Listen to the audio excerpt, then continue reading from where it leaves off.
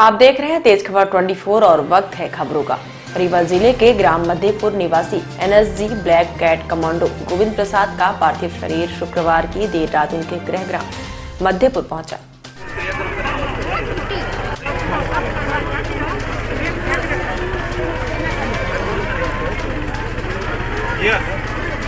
उनका अंतिम संस्कार पूरे सम्मान के साथ 27 नवंबर को किया गया।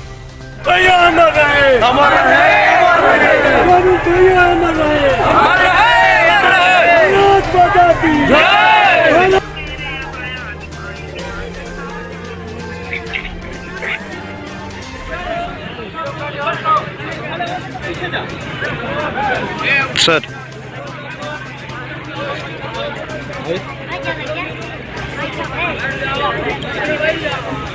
जैसे ही पार्थिव शरीर आने की जानकारी लोगों को लगी तो अंतिम दर्शन के लिए आसपास के गांवों के हजारों लोगों की भीड़ उमड़ पड़ी।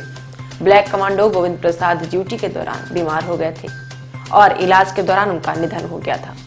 उनका पार्थिव शरीर जबलपुर से सड़क मार्ग से बेला पहुंचा, जहां स्थानीय लोगों द्वारा रैली निकालकर अगुवाई की गई।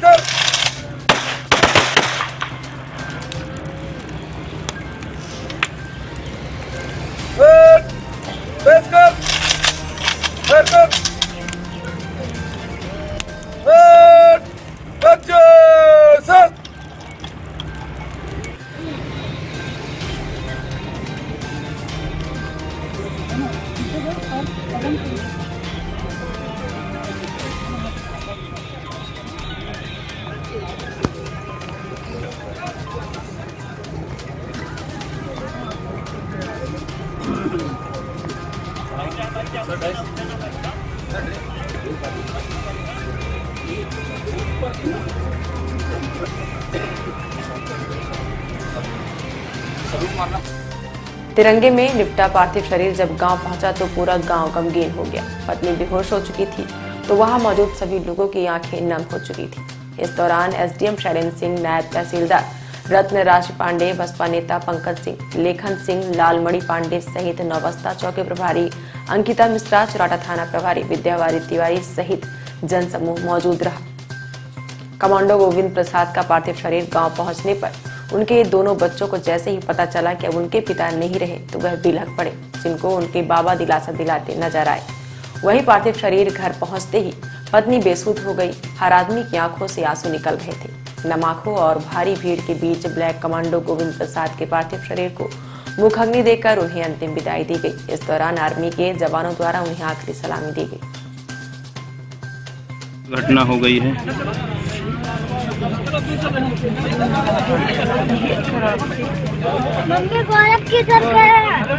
कहाँ लेके गई थी? हॉस्पिटल चिरायू में। क्या हुआ फिर वहाँ पर? दवाई चली 19 तारीख से 3 दिन वहाँ देखे। दवाई में कोई असर नहीं था, तबीयत वैसी थी जैसे थी पहले। तो हमने बोला छुट्टी करने के लिए, वो छुट्टी नहीं कर रहे थे, लेकिन हमने ज़बरदस्ती छुट्टी करा के फिर हमने बोला कि हम जबलपुर ले जाएंगे। उनकी हालत वहाँ पर हो गई ऐसी थी, खाना पानी 8 दिन से कुछ नहीं खाए थे, जबकि दवाई में कोई असर नहीं हो रहा था। इस कारण से फिर हमने जबलपुर लेके आए 21 की रात को।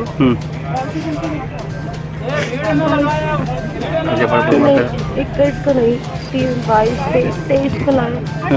उस दिन हमने छुट्टी करा लिया।